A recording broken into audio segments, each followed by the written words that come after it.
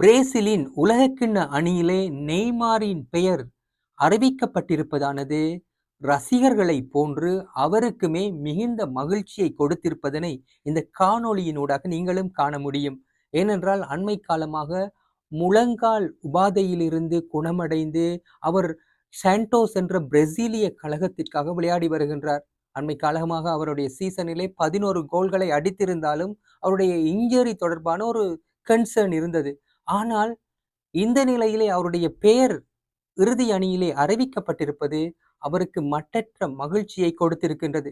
2014ஆம் ஆண்டு, 18ஆம் ஆண்டு, 2022ஆம் ஆண்டு என 3 உலகக்கிண்ண போட்டிகளிலே பங்கேற்றிருக்கின்ற நெய்மார் என்னதான் யாரும் சொன்னாலும் கூட ரொனால்டோ மெஸ்ஸிக்கு இணையான வீரராக நீண்ட காலமாக பேசப்பட்ட ஒரு டேலண்டட் பிளேயர்.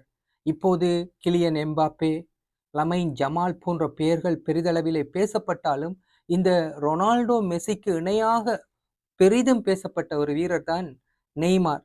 2014ஆம் ஆண்டு பிரேசிலிலே நடந்த உலகக்கிண்ண போட்டிகளின் போது பிரேசில் அரையிறுதி வரை சென்றதிலே நெய்மாரின் பங்கேற்பு முக்கியமானது. அந்த அரையிறுதியிலே அவர் விளையாடவில்லை. அந்த அரையிறுதியிலே ஜெர்மனியிடம் 7-1 என்ற கணக்கில் பெரும் தோல்வியை பிரேசில் தழுவி அந்த உலகக்கிண்ணத்திலிருந்து வெளியேறி இருந்தது. இந்த நிலையிலே நெய்மாருக்கு இறுதியான ஒரு வேர்ல்ட் கப் சான்ஸ் கிடைத்திருக்கின்றது. அதனை இப்போது ரசிகர்களோடு அவருமே கொண்டாடி மகிழ்கிறார். அதுதான் இந்த வீடியோ.